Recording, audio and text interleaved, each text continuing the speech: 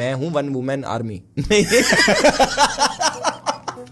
One women की army. One women man. हाँ। One women show हूँ मैं। वन वुमेन मैन हूँ मैं। हाँ। उसमें क्या होता है, ये ना नया स्टाइल है ऐसे बोलने का, झूठ बोलने का। पतिव्रता बताने का अपने आप को। तो अच्छा। अपन क्या है कि उस चीज में बिलीव नहीं रखते कि you play with somebody's heart. हम पतिव्रता औरत आदमी है। क्या कहें उसे यार, पत्नीव्रता आदमी है। चल सीरियस एक क्वेश्चन भाई कि मतलब